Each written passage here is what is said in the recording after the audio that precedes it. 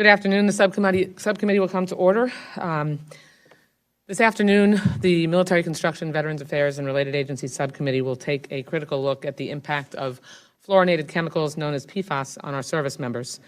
This is an issue that directly affects our military readiness. Ensuring the health and well-being of our men and women in uniform and their families is vital to developing a strong fighting force that can face the world's threats.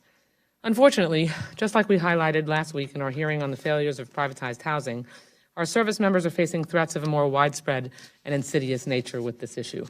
In this case, it's the threat from dangerous, long-lasting chemicals that are far, far too present on and around our military bases. For decades, PFAS chemicals were used in a variety of industrial and consumer applications, and notably on military bases in firefighting foams. But knowing what we know now, it is long past time to move away from these products and onto newer, safer formulations that are just as effective. Shifting to the use of new and improved products is just one part of the challenge facing our military. Another part is cleaning up the legacy contamination that already exists. And on top of that, being honest with service members and their families about the scope of the problem and explaining the work being done to address it is critical. I'm proud that the appropriations bill that we passed last year provided an additional $60 million for PFAS identification, mitigation, and cleanup at closed military locations under our BRAC account, which is the area of our jurisdiction related to this issue. This subcommittee is committed to doing our part to invest in these critical cleanup efforts. I was also pleased to vote for a House-passed bill, the PFAS Action Act of 2019, that would provide a comprehensive approach to regulating PFAS chemicals, cleaning up contamination, and protecting public health. It is deeply disappointing and irresponsible that the Senate hasn't acted on this legislation, but I can assure you that we are not giving up on this issue or the service members who are affected by it. As I said earlier, this is an issue that affects our military readiness, and it demands actions. Mr. Holmes, I appreciated the opportunity to speak with you and your wife earlier this year in my office. I sit on the Oversight Committee in addition to the Appropriations Committee, where we had an extensive hearing with the companies that have been responsible for the for these chemicals, their production, and the damage that they've done to thousands of people. So we look forward to hearing your testimony today. We will have in our first panel Mr. Jim Holmes, a former Army and Air Force helicopter pilot who was stationed for years at Patrick Air Force Base in Florida. Patrick Air Force Base, I want to mention, has had PFAS levels detected at 4,338,000 parts per trillion. By way of comparison, my colleagues, the risk level found by CDC's Agency for Toxic Substances and Disease Registry is 11 parts per trillion for PFOA, and for PFOS it is 7 parts per trillion. 7. That's when you start seeing real health risks, when it's higher than that. Patrick Air Force Base is emblematic of the massive problem we are facing on our military bases. Hearing from Mr. Holmes on his and his family's experience, I can assure you will be eye-opening. But Patrick Air Force Base is certainly not alone. A GAO report found that as of August 2017, DoD has identified over 400 active or closed military installations with known or suspected releases of PFOS or PFOA. And other estimates have found that if you expand beyond just military sites, you're looking at over 1,000 sites throughout the country with PFAS contamination. We are also joined by Mr. Scott Faber, Senior Vice President of Government Affairs for the Environmental Working Group. The Environmental Working Group has done a tremendous amount of work in establishing the hazards of PFAS chemicals and has been leading the charge to fully clean up this contamination. On our second panel, we will hear from Ms. Maureen Sullivan, Deputy Assistant Secretary of Defense for Environment at the Department of Defense. She'll give us a chance to learn more about remediation efforts and other programs underway at DoD to address this pervasive challenge. So thank you all for being here this afternoon. We look forward to hearing your testimony. Before we recess, because the House has called votes, and we'll return following votes for your opening statements as witnesses, but I'd like to recognize my ranking member, Judge Carter, for his opening statement. I thank the gentlelady for recognizing me.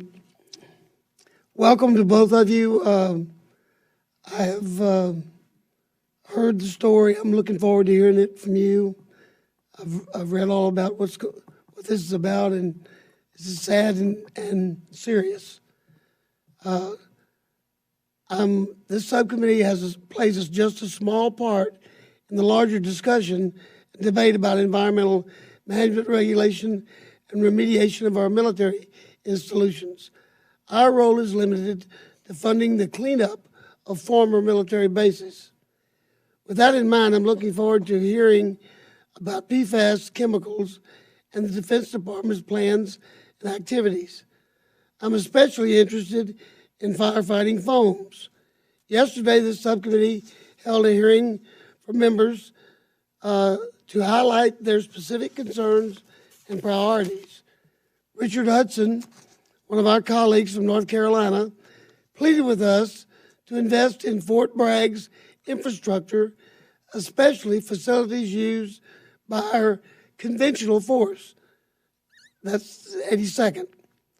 He told us that there is insufficient emergency support infrastructure around the airfield to deal with fires or other mishaps during deployment activities. He asked us to imagine the chaos that would consume the airfield as paratroopers trapped in a plane burned alive because proper firefighting resources could not get to them. I agree with him. That's not much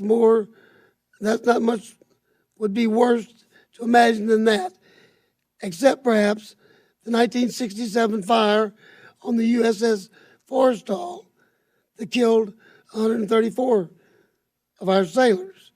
To me, today's hearing is not about whether we prioritize people over environment or vice versa, but it's about how we can take care of both. Soldiers, sailors, airmen, and Marines need effective firefighting methods to preserve life and property. We also need clean air and clean water. I know this subcommittee will do its best to provide both through the programs in our jurisdiction. I thank the chairwoman for the time, and I yield back. Thank you, Judge Carter. Before we recess, I just want to make the witnesses aware. I have to ask my questions in the Oversight Committee upon returning, and so Mr. Bishop will chair the subcommittee during your opening statement, and I'll return following my asking of those questions. And the subcommittee stands in recess until immediately following votes.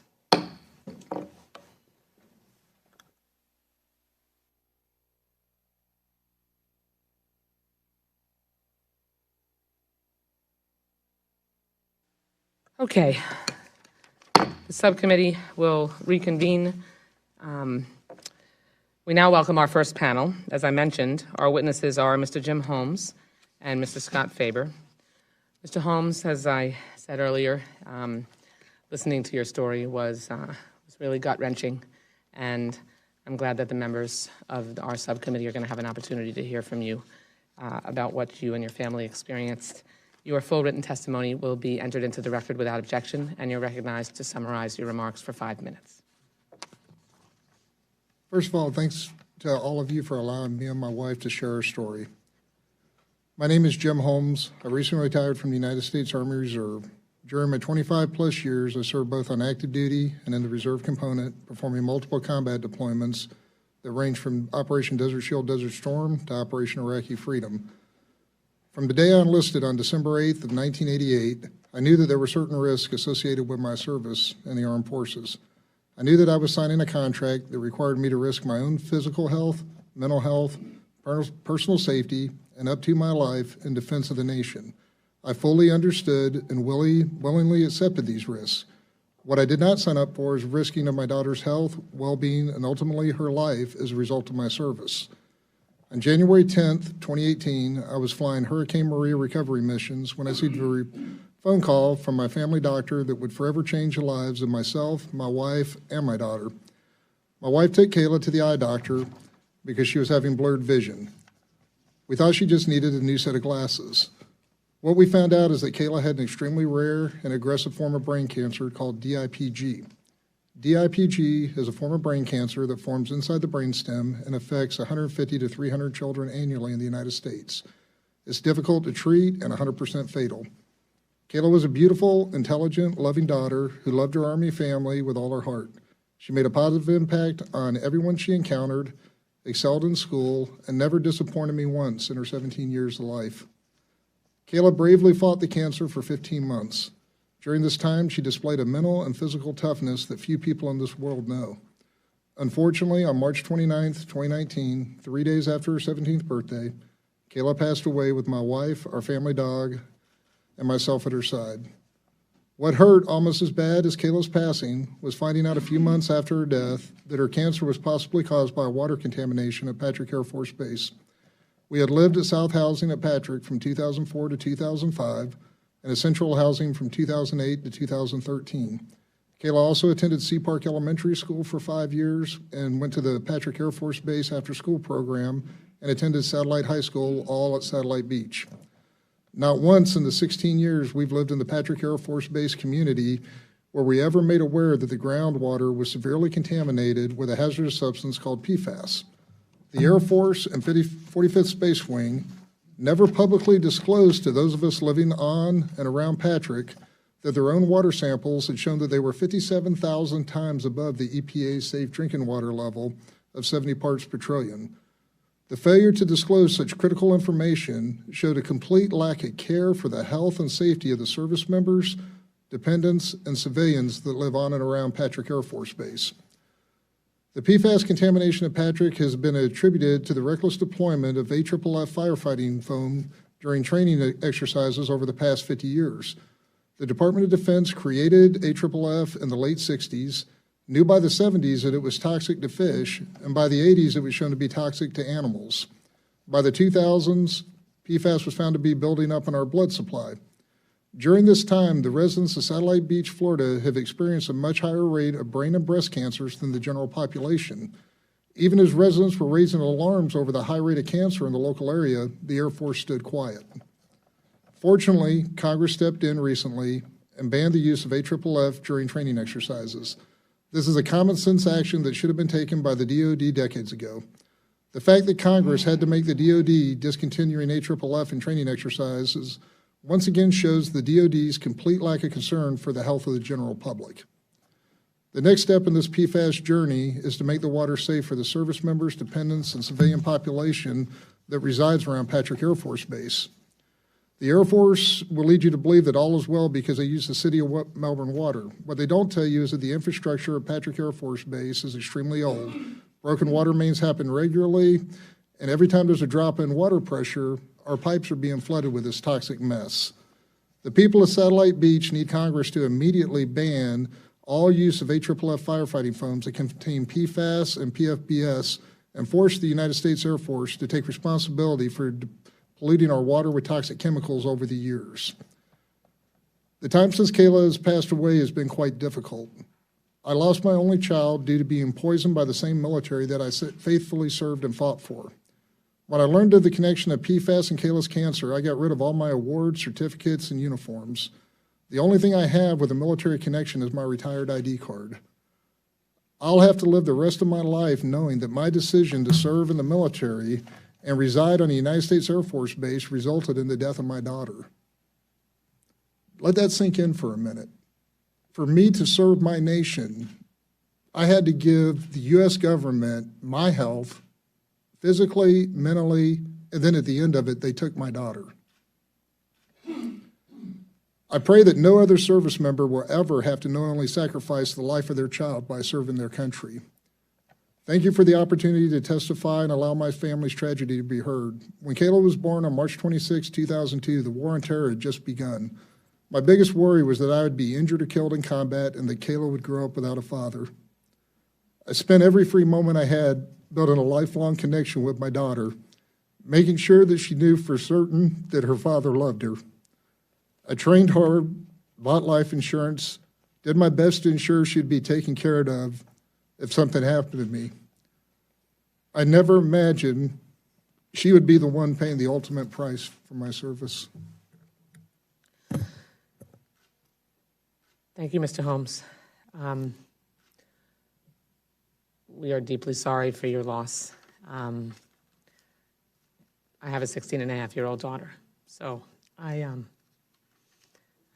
certainly can't begin to know what you've experienced, but we are here in this hearing because of you and your story, and you're honoring the memory of your daughter and ensuring that, at the very least, as we discussed when we were in my office, that her loss would not be in vain, and that others might not have to in the future go through what you and your wife have gone through. So may her memory be for a blessing. Mr. Faber, your full written testimony will be entered into the record without objection, and you're also recognized for 5 minutes to summarize your remarks. Thank you. Thank you for bringing attention to this important issue and for making the remediation of PFAS a priority in the FY 2020 appropriations bill. My name is Scott Faber. I'm the Vice President for Government Affairs for the Environmental Working Group. We're a national environmental health organization that has sought for 2 decades to address the health impacts of PFAS pollution. As you know, PFAS contaminate the blood of every American, of all of us, and have been linked to very serious health problems, including cancer, harm to the reproductive system, and harm to the immune system. Because PFAS never break down and because they build up in our blood and organs, they're often referred to as forever chemicals.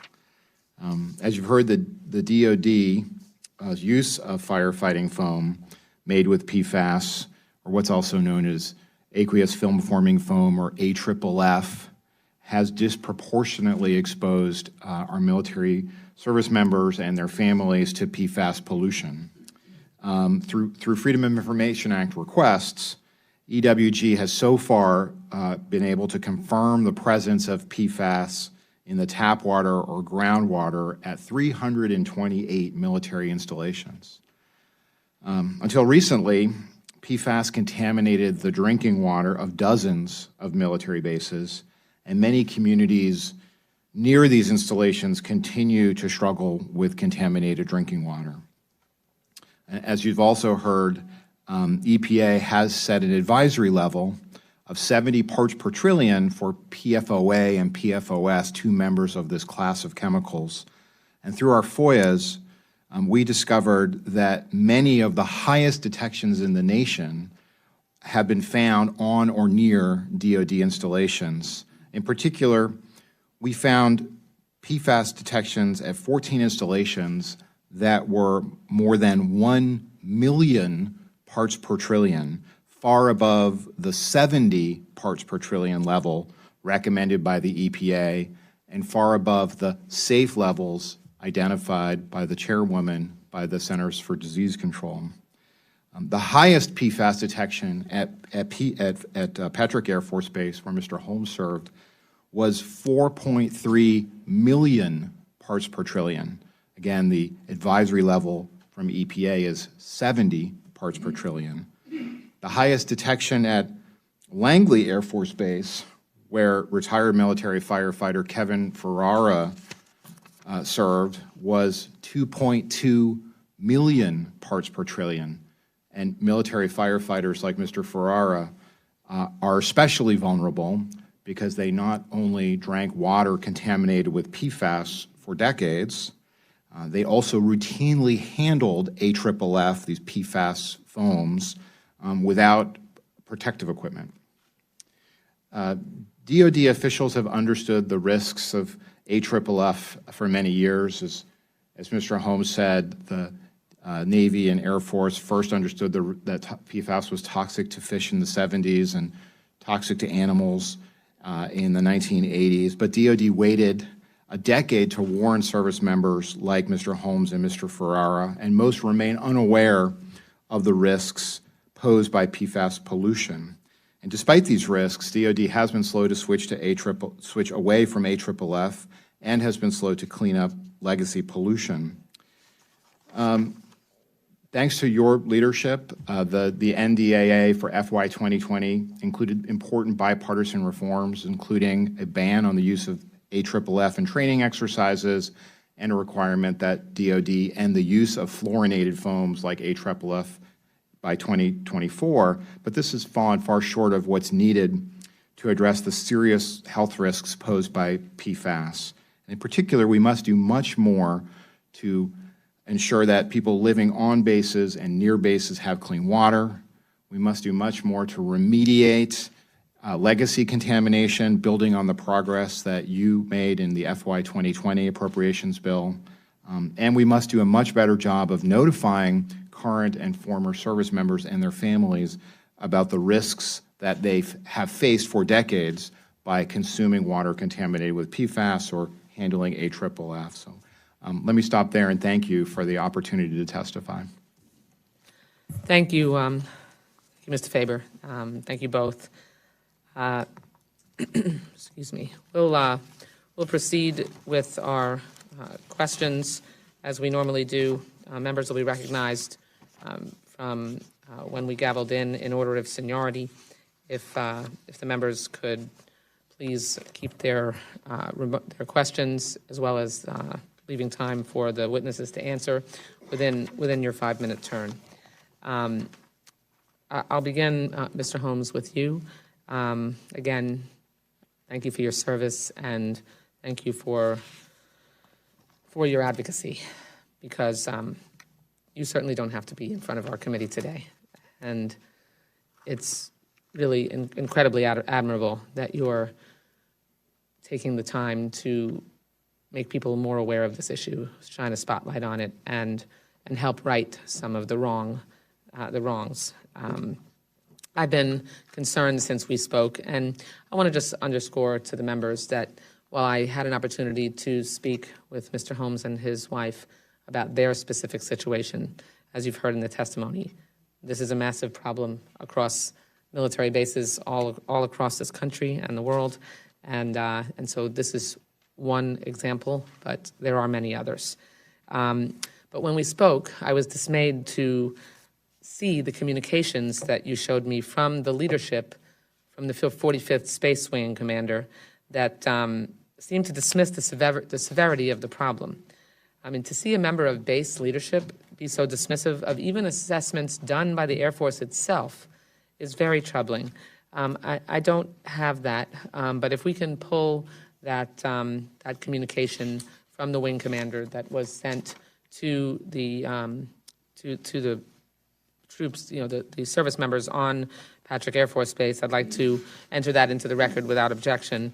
If you can describe that communication and talk with us about whether that was typical of the communication from the base or Department of Defense officials on the situation with PFAS at Patrick Air Force Base? Basically, what we've been told, ma'am, is there's no problem here.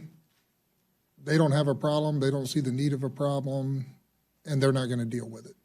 I actually have the city manager from Satellite Beach here with me and the vice mayor, which they've been told pretty much the same thing by the leadership at Patrick Air Force Base.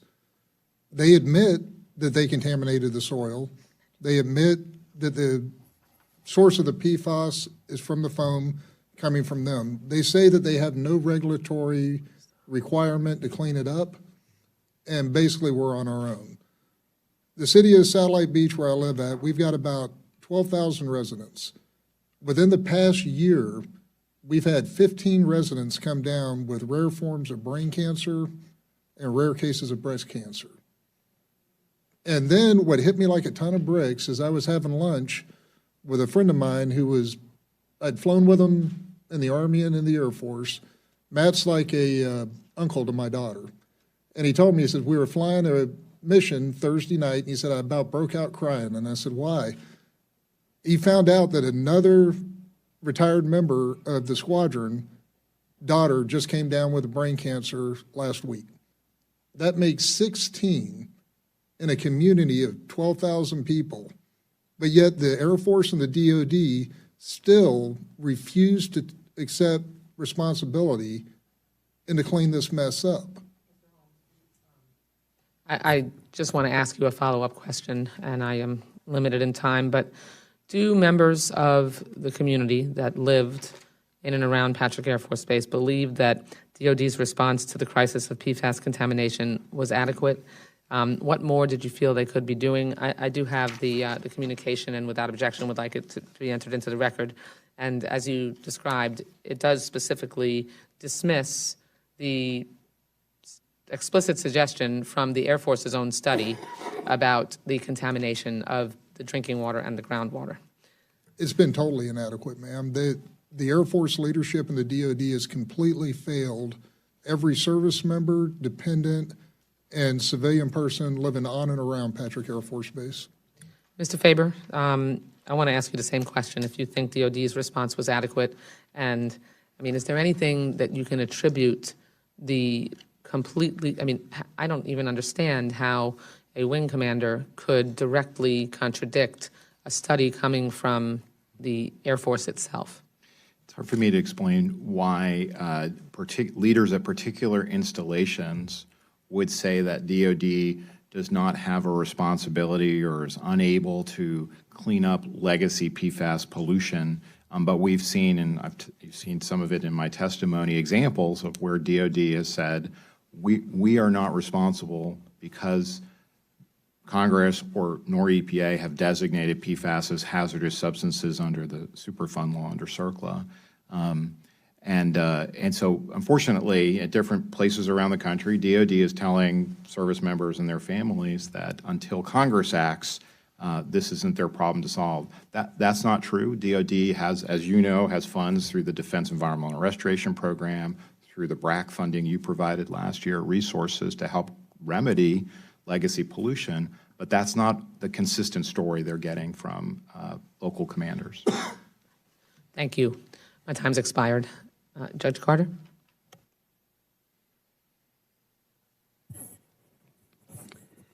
Thank you. And Mr. Holmes, I lost a child at 9 months, but having one that was practically grown and raised has to be a much bigger loss. But you never forget it. So don't let it destroy your family. And we're going to try to help. I've got a voice problem, a lot of other problems probably. But Mr. Farber, you know this subcommittee plays a small part in this PFAS cleanup. Our focuses on bases that have been closed. Do you have specific recommendations for us? Are there specific locations, former bases, that we should focus on? Thank you for the question. I would urge you to build on the progress that you made in the FY 2020 appropriations bill, where you did provide funds specifically for PFAS remediation. There are about 47 of the 347, we think, of the 328 installations where we've now confirmed PFAS detections are BRAC facilities. But it's impossible. Some of them have very, very high detections. The single highest detection in the nation is a BRAC facility. So clearly, more resources are going to be needed in order to clean up this legacy pollution. You can help all of us by asking DOD to tell us more about their plans and what resources they will need to clean up this legacy pollution. You can also help all of us by ensuring that the companies that help create this problem pay their fair share of the cost. It shouldn't simply be the taxpayer who has to bear the cost of cleanup, which will be significant. I'm sure you look into other pollutions, and we've dealt with this before. We've got places in California that we had a member of this Congress yelled about the whole time he was here, and as far as I know, we've never cleaned it up. But what other elements, contaminants, are in these places that we should be seriously concerned about? Yeah. Lead, asbestos, absolutely. There are legacy contaminants in addition to PFAS, asbestos, lead, TCE. I'm sure this committee is familiar with many of them. PFAS are unique because they are forever chemicals because of this unique chemistry, this carbon-fluorine bond. They last forever. They have a half-life in the body of anywhere from 2 to 8 years. And they have been strongly linked to very, very serious health problems, including harms to the immune system that make vaccines less effective, harms to the reproductive system that result in low birth weights. These are unique chemicals that need our immediate attention. Well, we're going to do what we can with what we've got. And this is, I'm sure there's a lot of people that you just told us about going through the same kind of crisis that you went through. I went through brain cancer with my Air Force pilot brother-in-law. So I know what kind of trial and tribulation that is. We'll do what we can with what we got. I'll yield back. Thank you. Thank you, Judge Carter. Mr. Case? Thank you, Mr. Holmes. I just want you to know that I fully embrace the comments of my chair and ranking member. As you can tell, this has no partisanship whatever in it. This committee is committed on a nonpartisan basis to listening to you, and you asked you asked us to hear, and I did hear. So that's one member of Congress. I listened, and so did everybody else here and everybody else that's watching. This is very difficult for us. We can't change the past. We can't bring your daughter back.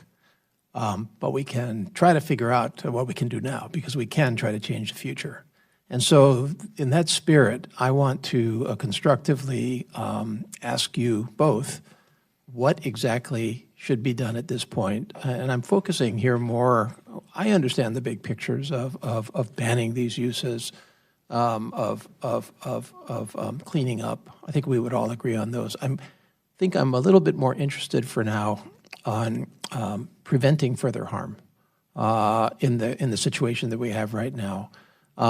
There are service members out there and their families and the people that are on and around our bases that are still in harm's way, I would assume. And what do you think that we should try to do for them right now? I'm thinking about things like disclosure. I'm thinking about a whole range of issues, some of which were in the House-passed bill, which is unfortunately not passed Congress yet.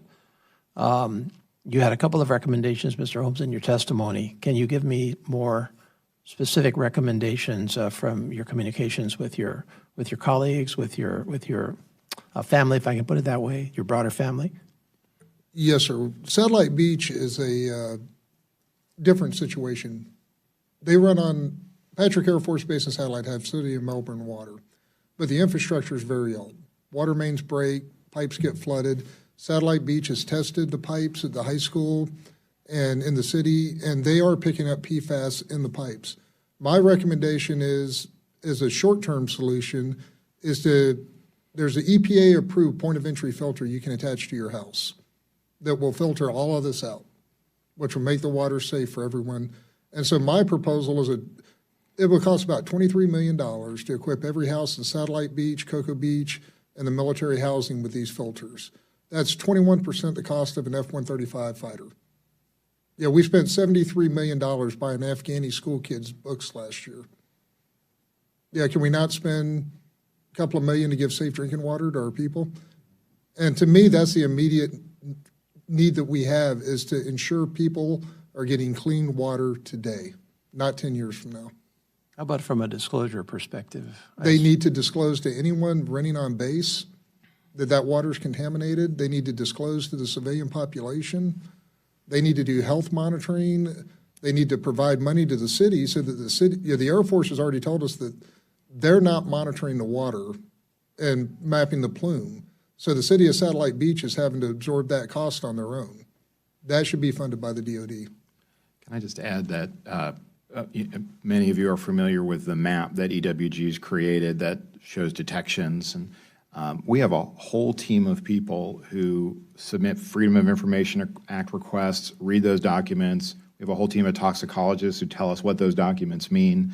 It shouldn't be that hard for a service member or dependent who has served, is serving, to know, is there PFAS in my drinking water now? Has there been PFAS in my drinking water while I was on base for that period of time over the last 50 years?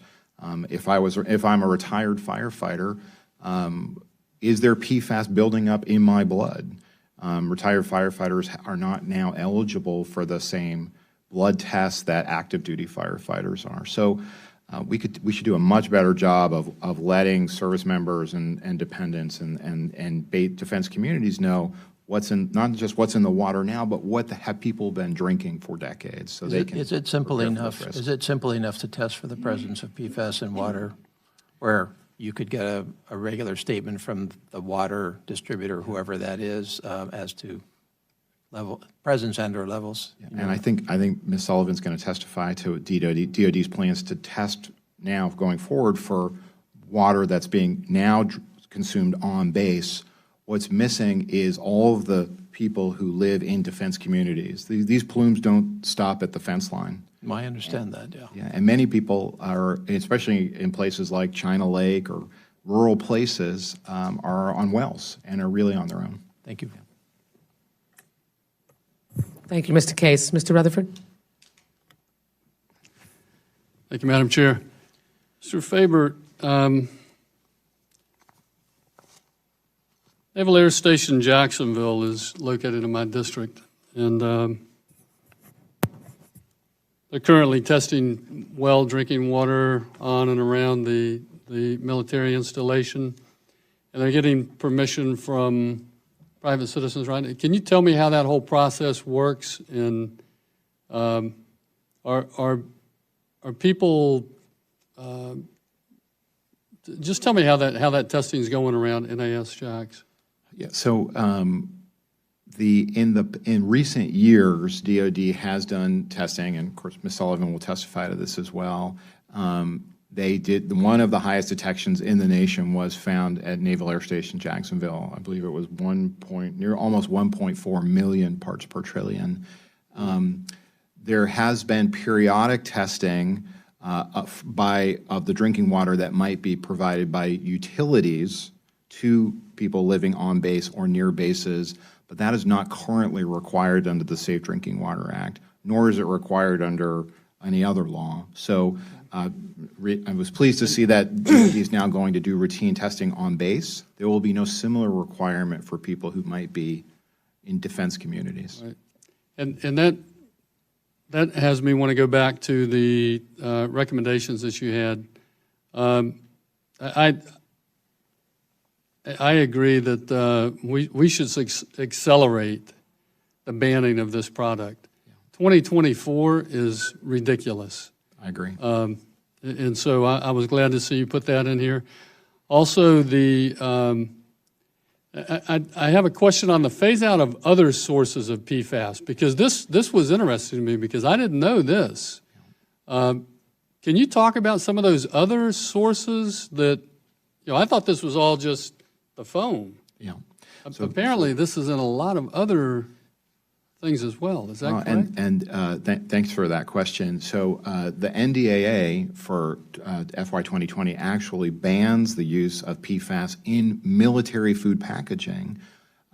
If you aren't stationed at a place like Patrick or Jacksonville, it's probably the case that your food is a bigger source of PFAS than your drinking water. Mm-hmm. And one of the primary ways that PFAS gets into food is it migrates out of the food packaging. But other common, arguably non-essential uses of PFAS are in our personal care products. Half the same chemical that we use to make pans nonstick are used in hundreds of cosmetic products. It's used in sunscreens. They're used in textiles. They're used to make carpets stain resistant. They're used in so there are many other uses on base that could easily be replaced, and that could reduce the amount of PFAS that's ultimately building up in our blood. So would CERCLA stop all of that? Unfortunately not, yeah. So just designating PFAS as a hazardous substance under CERCLA, all that does is kickstart the cleanup process for legacy pollution and require some reporting, and importantly, require that the companies that made billions selling these chemicals help share some of the costs of cleanup. But you can, or through other statutes, the Food, Drug, and Cosmetic Act, or through the next NDAA, ban some of these uses or phase out some of these other, I think, obviously non-essential uses, like making your carpet stain resistant or making your clothing waterproof. Thank you for the question. Okay, and so HR 535 would actually put it on the list. HR 2195 would create a registry of these items so that people would know, like, I had no idea. And then secondly, is there a program within DOD right now to test these individuals that like Mr. Holmes, who have been exposed? Are they testing your blood at all? No. No, sir. They're not. As a result of the last NDAA, active duty military firefighters will have their blood tested as part of their routine physical. Retired service members are not being routinely tested for PFAS in their blood serum. They're also not testing dependents. Okay. You know, Madam Chair, this looks like another Agent Orange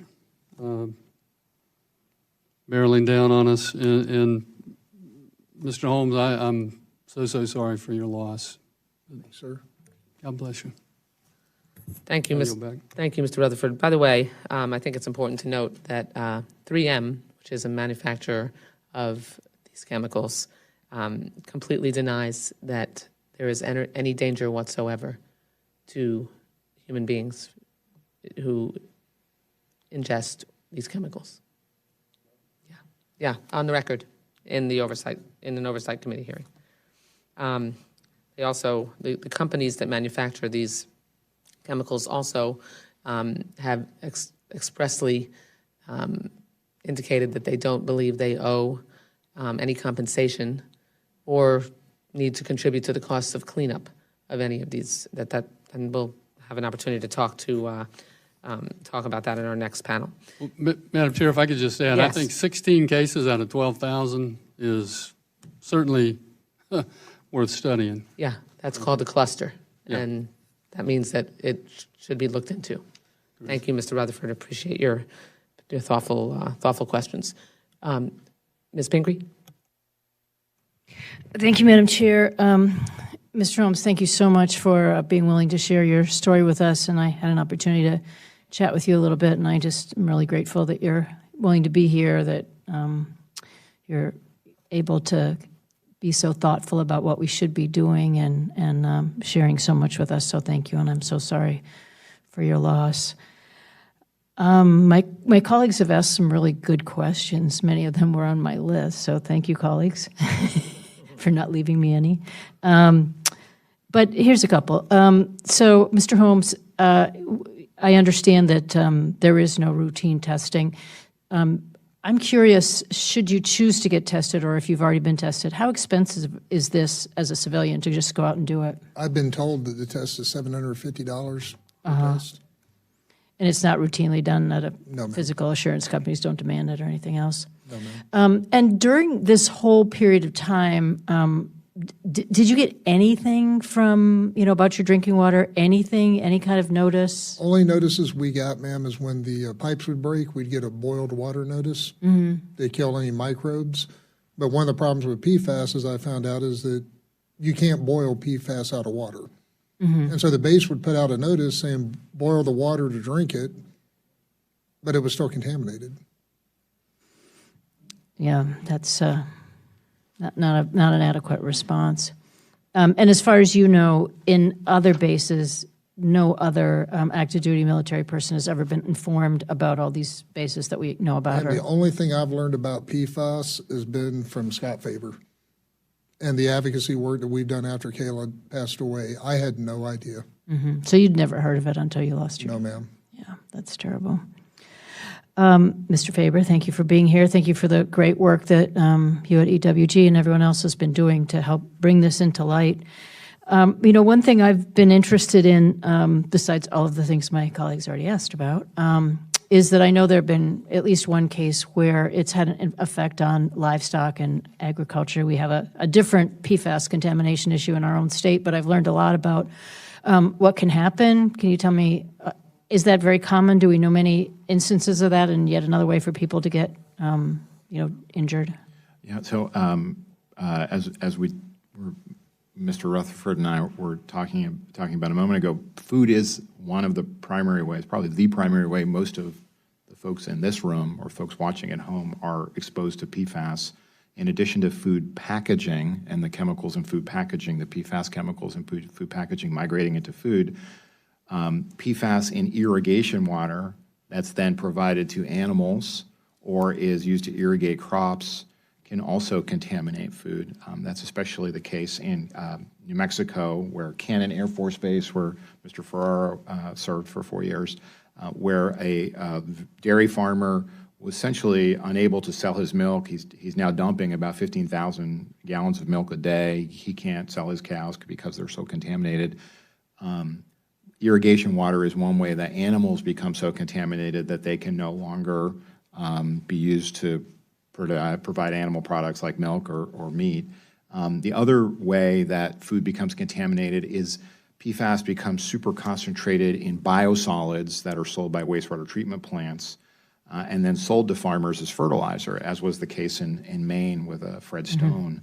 And Fred Stone applied PFAS-contaminated biosolids or sludge to his fields 15 years ago, which really underscores the forever chemical nature of these substances, and only recently discovered that his cows were so contaminated with PFAS that he was no longer able to sell milk to his co-op or sell his cows for meat. So it's really the tip of the iceberg. We don't really fully understand how many animals are contaminated because of irrigation water, because of contaminated sludge, nor do we know how much of our food supply is contaminated because biosolids were used to fertilize fruit and vegetable crops, or those crops were irrigated with contaminated water.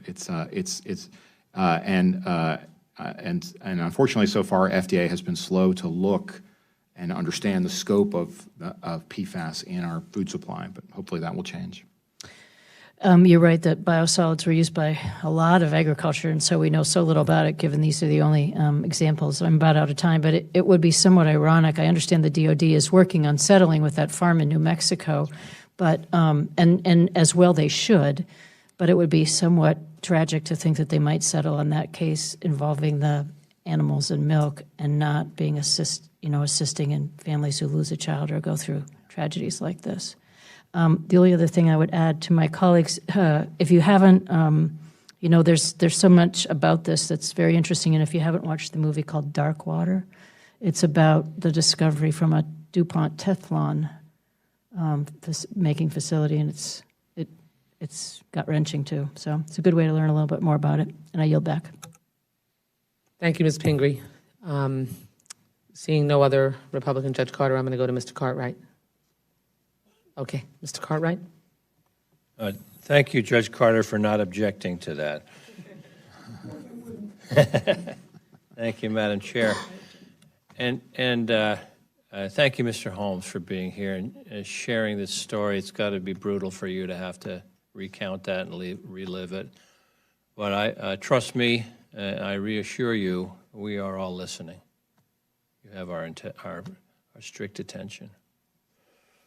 For Mr. Faber, so we're talking about fire-suppressing equipment and chemicals, foam, and the question is, if you have foam that doesn't have PFAS in it, fluorine-free firefighting foam, that's pretty good alliteration. Is that as effective? Yeah. So one of the tragedies of this story is that when 3M exited the PFOS market in 2000, they created in 2002 and patented a fluorine-free foam. But for reasons we don't have time to cover today, that foam was never commercialized. And there are companies that, there are now 24 companies that are making more than 100 different fluorine-free foams. Is it more expensive to do it without fluorine? It is not more expensive. Other countries have adopted the use of fluorine-free foam. Australia, Is it less Germany. effective to do it without fluorine? It's as effective as AFFF. Our biggest oil companies, ExxonMobil, BP, are using these fluorine-free foams to put out petroleum fires at their facilities. So, all right, you military told us you reasons. don't have time to go into the reasons why, but try us. Take 60 seconds. yeah, Why so, didn't they go to fluorine-free at 3M? There's a terrific journalist named Sharon Lerner who's really documented it, but the short story is that the lobbyists on behalf of the AFFF industry prevented the deployment of fluorine-free foams. Okay. And it's well documented by Sharon in her terrific journalism. All right, now you tell the story of former Master Sergeant Kevin Ferrara, and you did so again today, who used PFAS containing firefighting foam for years in training exercise. Do we even know how many military firefighters like Kevin Ferrara might have been exposed to that and have elevated levels of PFAS in their blood serum right now? You want to guess, Kevin? Thousands, tens of thousands, hundreds of thousands? Hundreds of thousands. Hundreds of thousands. Hundreds of thousands. And go ahead. One of the things that really dumbfounded me, sir, I was flying a civilian helicopter by Goodfellow Air Force Base last week. Talked to a military firefighter instructor at Goodfellow. Started talking about PFAS. He did not know that the AFFF was a hazardous chemical. He is currently teaching all the DOD firefighters, and he doesn't know. All right, so the only way to find out is to test. We're testing people now, but we're not testing retirees, and as you mentioned, Mr. Holmes, we're not testing family members. First off, rapid fire questions here. How do you test? What do you do to test? Is it a blood test? A blood test. Okay. How long does it take? A few minutes. How much does it cost? $500 to $750 is the range that I've heard. Okay. And finally, Mr. Faber, is there anything else you can think of that we haven't already discussed that we should be doing to accelerate efforts to clean up PFAS-contaminated military installations? Well, this subcommittee was very generous in the FY 2020 bill and providing more funds through BRAC to identify and remediate places like England Air Force Base, where the detection, the highest in the country, is 20 million parts per trillion, 4.3 million parts per trillion. The safe level, according to EPA, 70 million parts per trillion. If we could quickly identify and remediate those BRAC facilities that need to be cleaned up and make the resources available, that would be the first thing on my list. Well, I thank you for that. Thank you to the witnesses, and thank you also for being here, Mr. Ferrara. And I yield back. Thank you, Mr. Cartwright. Do any members have additional questions of this panel? Mr. Rutherford. Thank you, Madam Chair. Mr. Faber, the NAS Cecil Field, which was closed through BRAC, is there testing being done out there now that that's private property as well, or do we know? I don't know. I'm sure Ms. Sullivan would know the answer to that. Yeah. Well, I'll find out for you, or you can ask Ms. Sullivan. She'll know the latest. And if you could let me know about Naval Base in Mayport as well. I will. Any testing going on there? And I'm trying to remember, Mr. Holmes, you mentioned I forget what you called it, some kind of filter, a point of entry filter that was going to be how much to? It's approximately $3,500 a household installed. And it's a already EPA approved granular activated carbon filter that is already EPA approved to take PFAS out of your water system. Okay. And it will take it out of the entire house. Are you aware of any other types of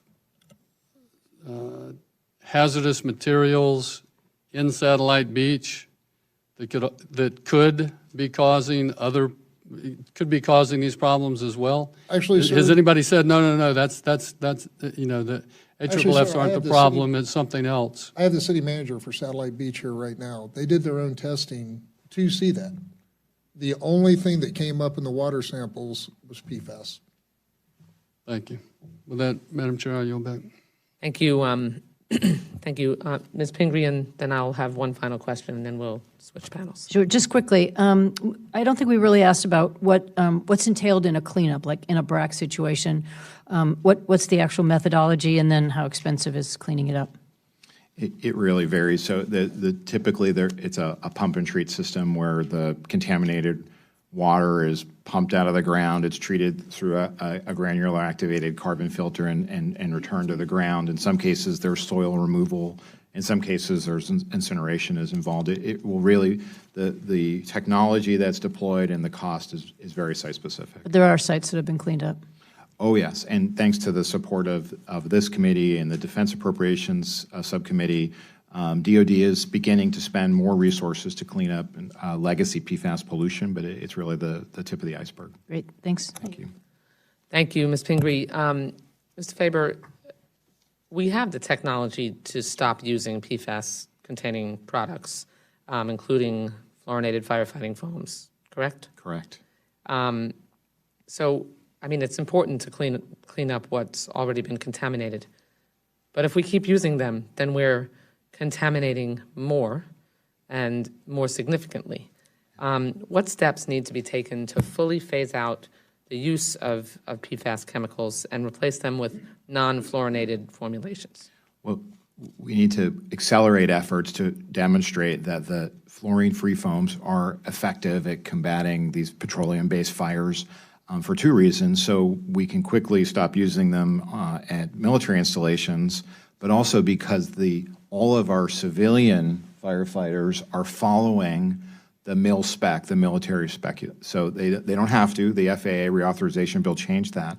But the practical challenge is that civilian firefighters are now continuing to use fluorinated foams and training as well as in putting out fires. So the sooner we can move away from PFAS foams, the sooner we can move away from AFFF by the DOD, the sooner our civilian firefighters will be able to follow suit.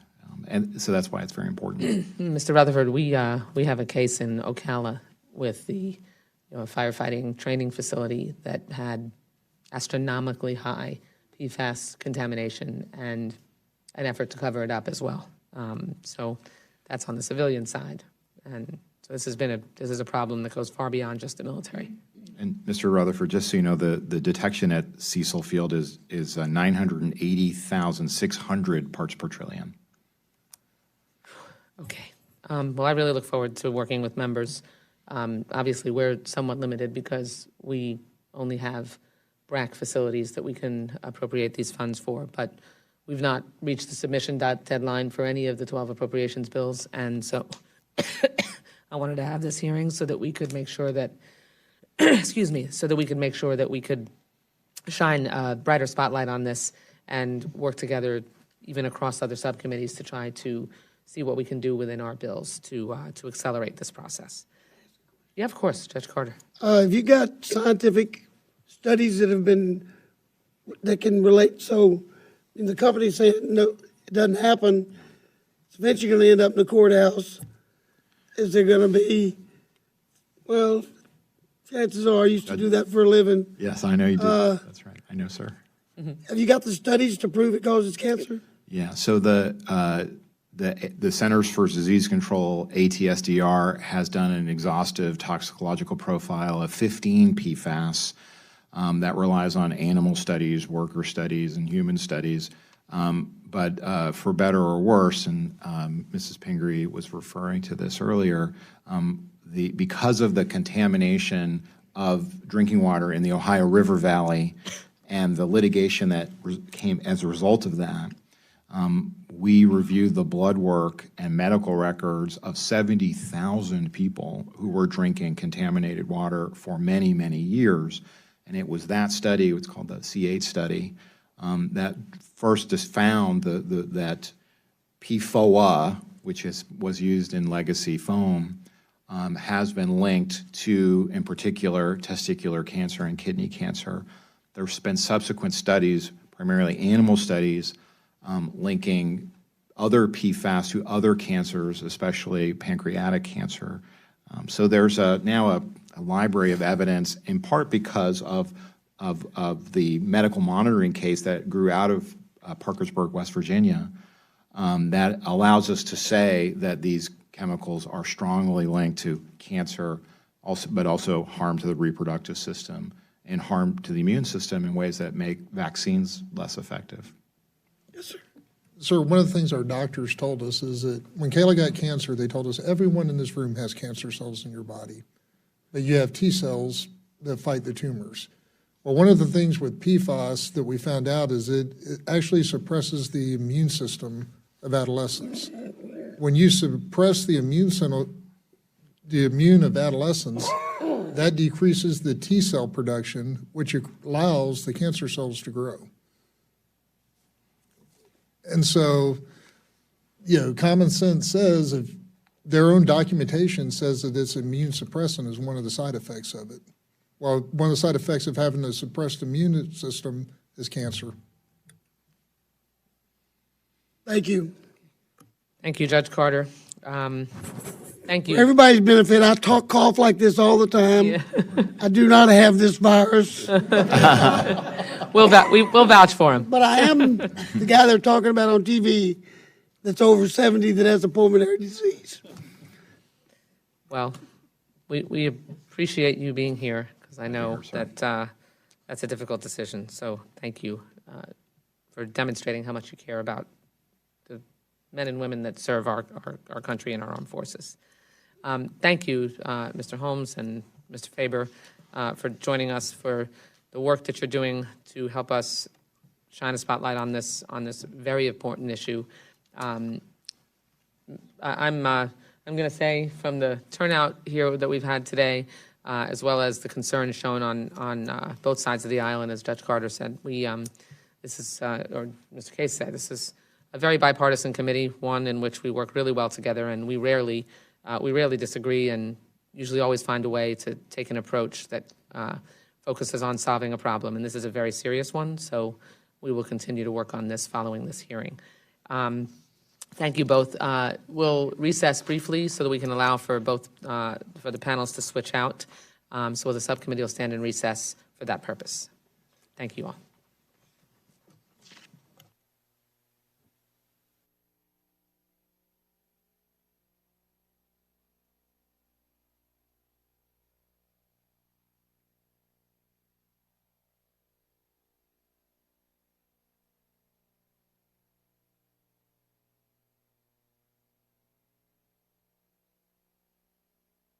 And polyfluoroalkyl substances, PFAS. We believe DoD is leading the way to address these substances. Over the past 4 years, the department has committed substantial resources and taken actions to respond to concerns with PFAS. In July 2019, as his first act as Secretary, Secretary Esper stood up a task force to provide strategic leadership and direction to ensure a coordinated, aggressive, and holistic approach on DoD-wide efforts to proactively address PFAS. The task force has focused on 3 goals: mitigating and eliminating the use of the current aqueous film-forming foam, AFFF, understanding the impacts of PFAS on human health, and fulfilling our cleanup responsibilities. CERCLA provides a consistent approach across the nation for cleanup. The Defense Environmental Restoration Program statute provides the authorities to DoD to perform and fund actions and requires they be carried out in accordance with CERCLA. DoD, like other federal agencies, is specifically authorized under CERCLA Section 104 to take action to address pollutants or contaminants like PFAS, regardless of CERCLA hazardous substance designations. DoD's priority is to quickly address PFAS and PFOA in drinking water above EPA's lifetime health advisory, where DoD is the known source. And DoD's actions are consistent with EPA's recommendations. DoD prioritizes sites for action using the longstanding CERCLA risk-based process, worst first. These known and suspected PFAS release areas are in various stages of investigation and cleanup. As the Department of Defense moves through the CERCLA process, we will use the screening levels in EPA's December 19, 2019 memorandum, interim recommendations for addressing groundwater with PFOA and PFAS. Consistent with the CERCLA process, we will work in collaboration with regulatory agencies, communities, and share information in an open, transparent manner. To ensure we are meeting the Secretary's direction to have a coordinated, aggressive, and holistic approach, we are holding the military departments accountable for both progress and investments in fulfilling our CERCLA responsibilities. To prevent further releases into the groundwater, DoD issued a policy in January of 2016 requiring the military departments to stop using AFFF for maintenance, testing, and training. The department treats each release of AFFF as a spill response to limit environmental effects. Currently available AFFF that meets the military specification does not contain detectable amounts of PFOS or PFOA, but may still contain PFAS. None of the commercially available PFAS-free foams meet DoD's strict standards to rapidly extinguish dangerous fuel fires. We are funding extensive research and demonstration projects to identify and test performance of fluorine-free alternatives. In summary, DoD is taking actions to reduce risks from PFAS.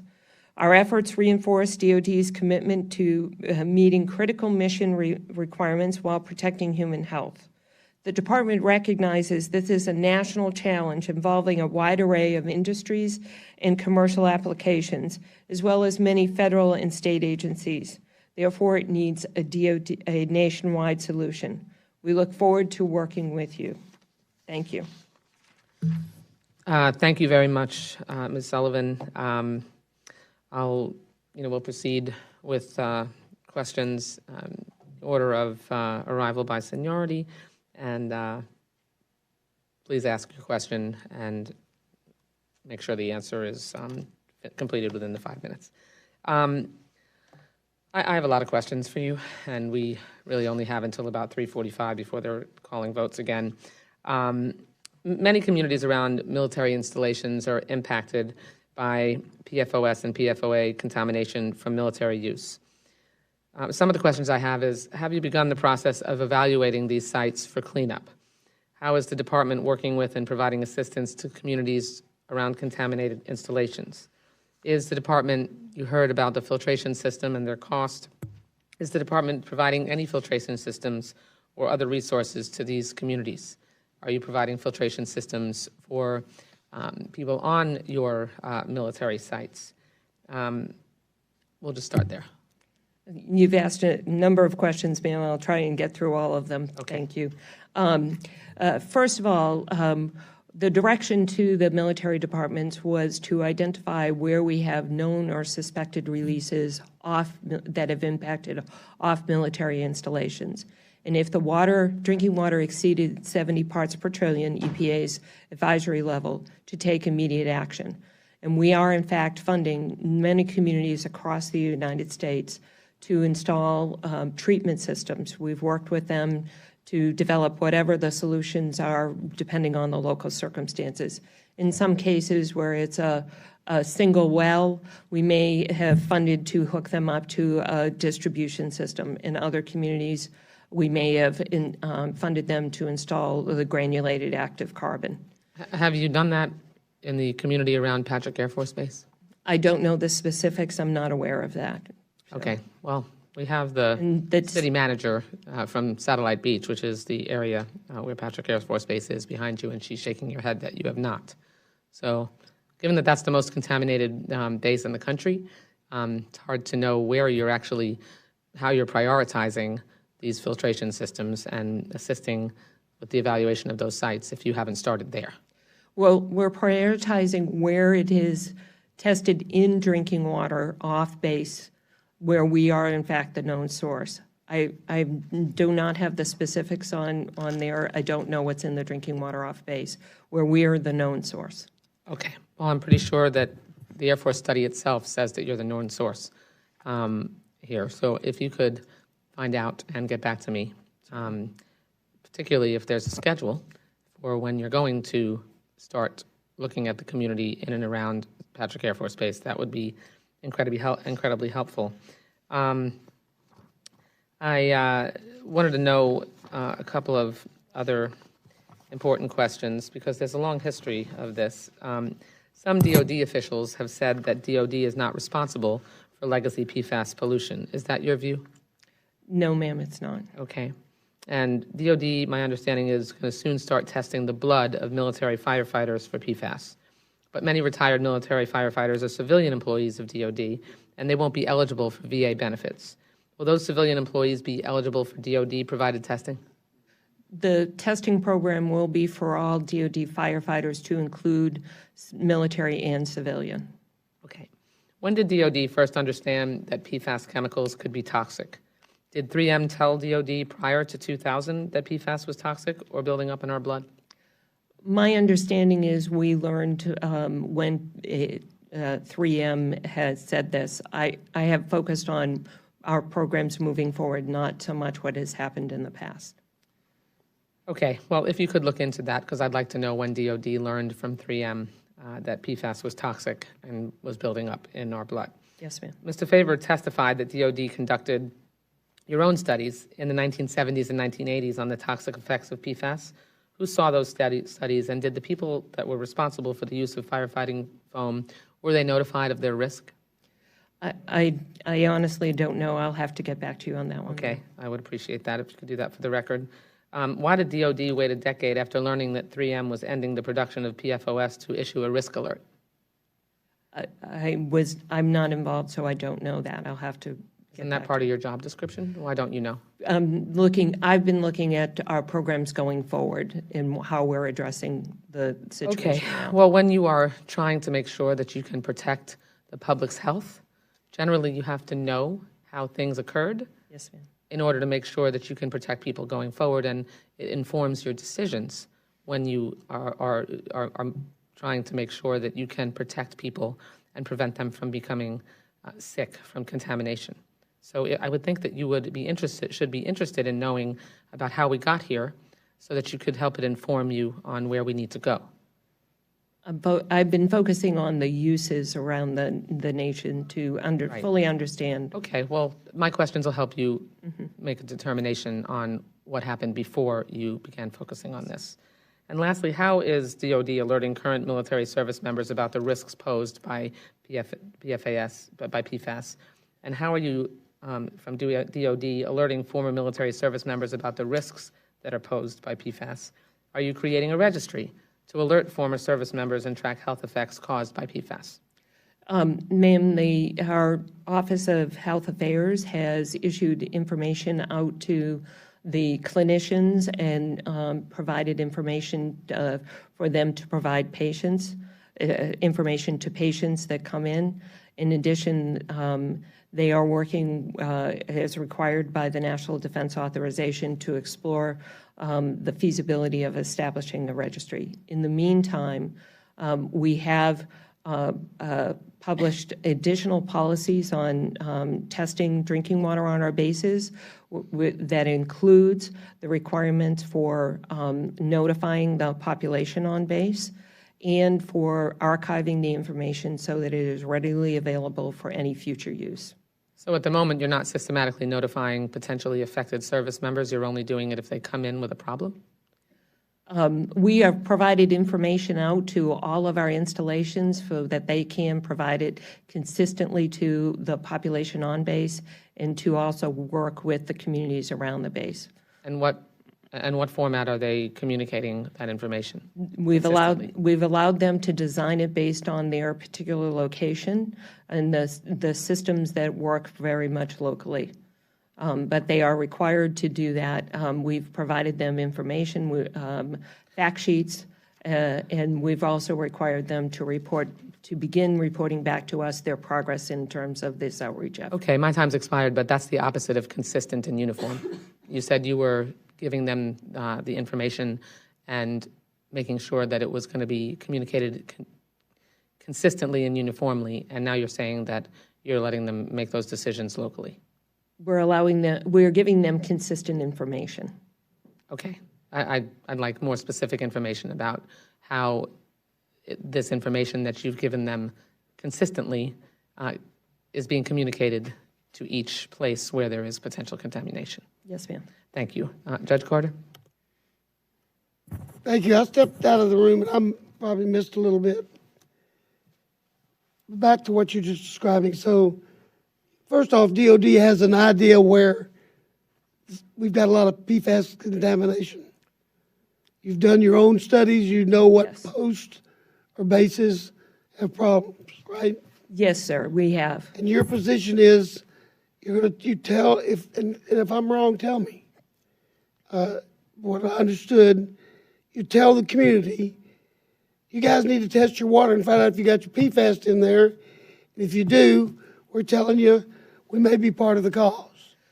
Sir, we have gone out to look for all the locations where we have used or stored or released to these AFFF around the country. And where we know we are impacting local drinking water, we have worked with the local community to test that drinking water and provide alternative drinking water if it is above the EPA's advisory level of 70 parts per trillion. Well, that's good. Fixing the problem is a filter. Is that what you were telling her? There's various treatment systems, yes. Yeah. Are you offering them the funds, the local communities? Yes, we are. That's good. Because I know one of the things people, at least in Texas, hate is for the government to come in and say, hey, we've created a problem and now clean up our mess. They get real mad about that.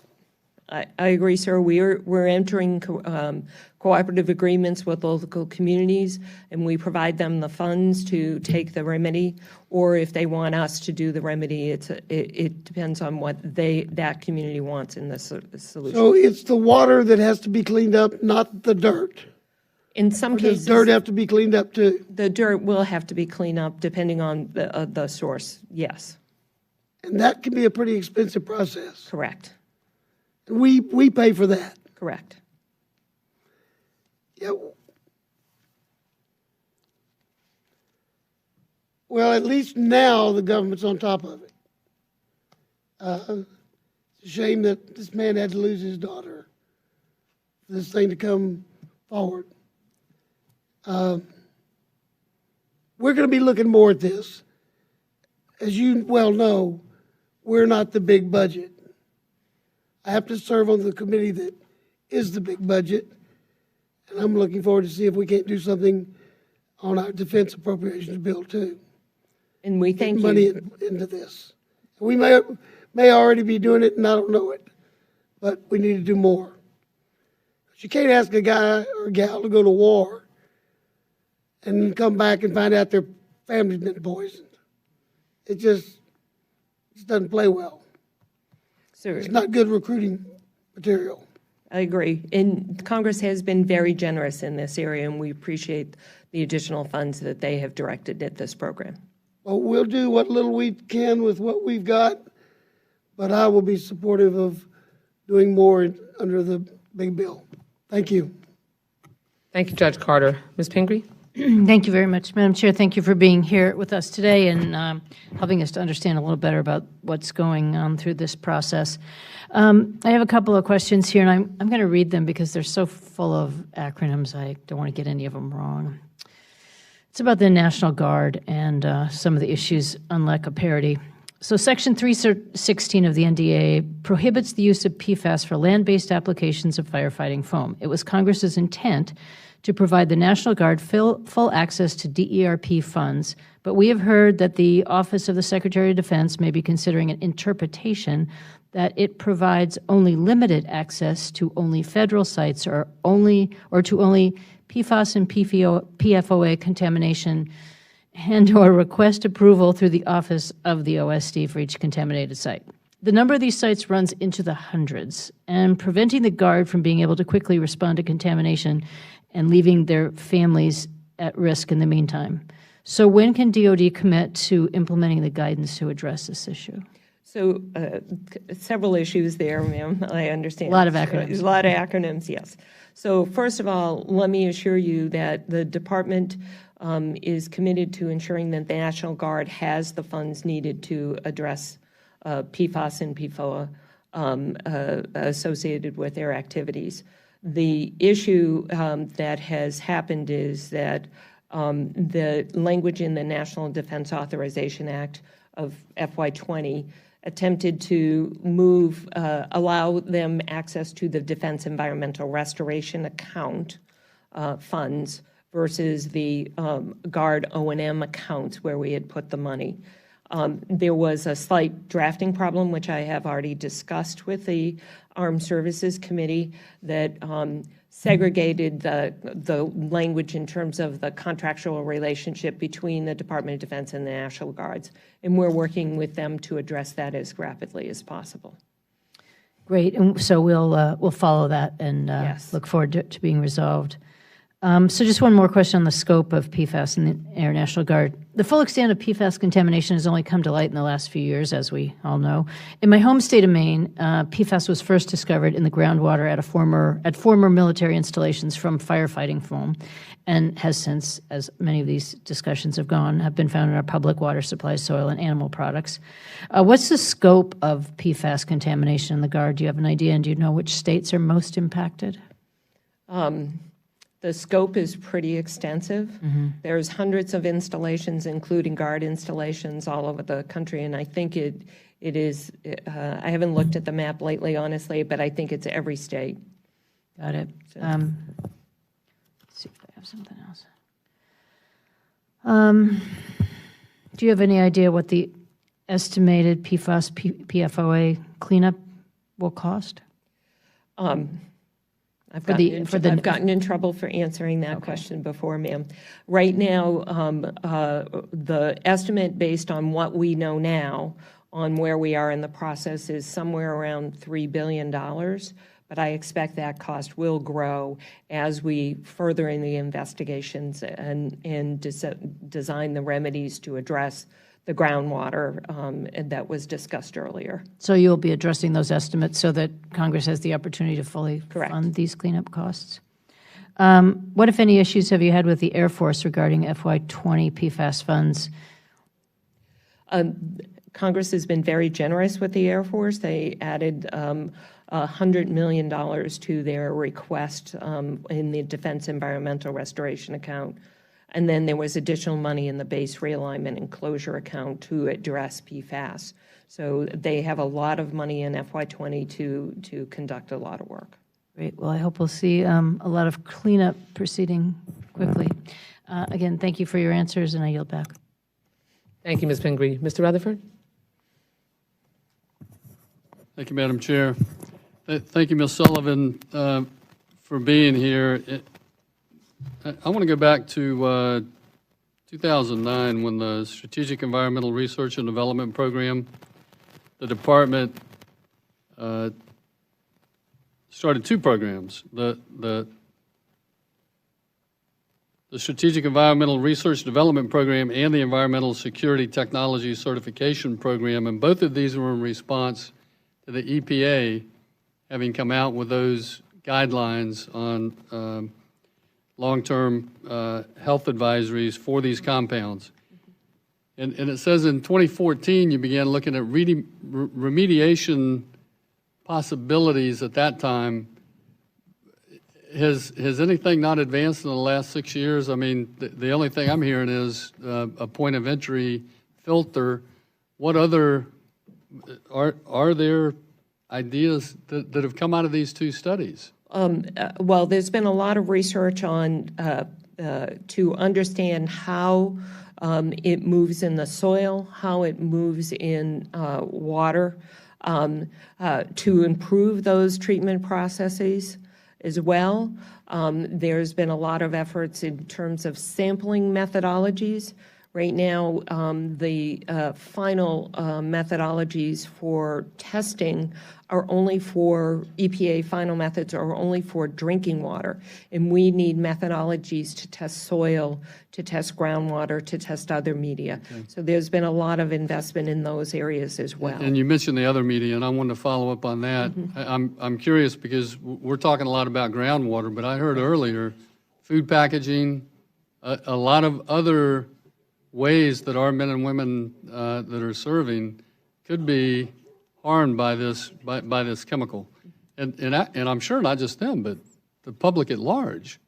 And so are you looking at those different media as well, and what have we discovered there? I defer to the Food and Drug Administration and the Department of Agriculture when it comes to food and food packaging. That's what their responsibility are. So we look to them to address those issues. Okay, well, let me get right back to the real source for us today then, and that is the PFAS. The NDAA passed by Congress last year included that they stop using PFAS in firefighting foam and other applications, and to cooperate with affected communities and begin cleanup and all of that. And that was supposed to end by 2024. Do you support that language that was in NDAA last year? We will do everything that is required by the statute. We are investing heavily in finding an alternative foam that will meet the requirement. We are evaluating the military specification to determine how we can address. So, for example, the military specification is written for at-sea use. So it must be compatible with saltwater. Is that necessary for a land-based fire? We're exploring all of the opportunities here and working extensively with academia, with industry, with other federal agencies, with other countries to find a solution that still protects our service members. So the NDAA left out the designation of PFAS as a comprehensive environmental response compensation. It left it out of CERCLA last year, or the Superfund hazardous substance, and requires them to promulgate PFAS drinking water standards.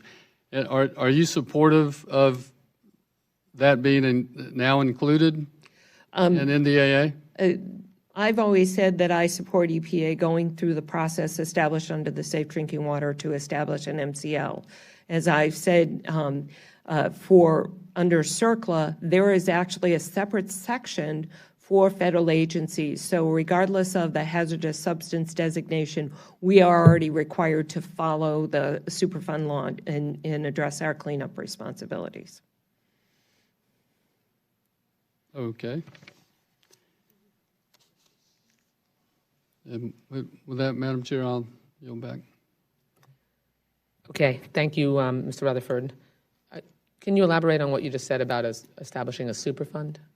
No, under CERCLA, the Superfund law, Right. The Section 104 applies to federal agencies only, and it says when EPA declares a pollutant or contaminant, and once they issued a lifetime health advisory, it was a pollutant, we are required to follow CERCLA.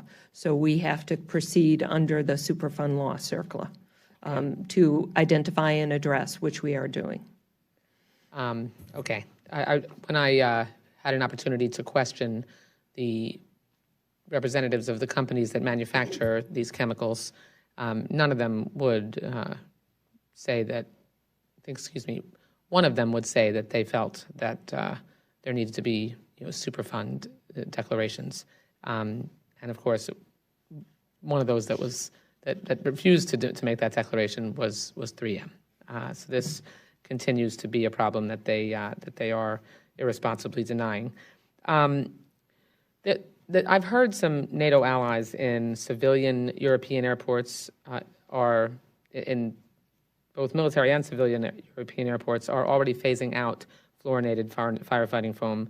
Why hasn't DOD taken steps to replace AFFF with non-fluorinated formulations, and what steps are you taking to make sure that you meet the 2024 deadline for complete phase-out?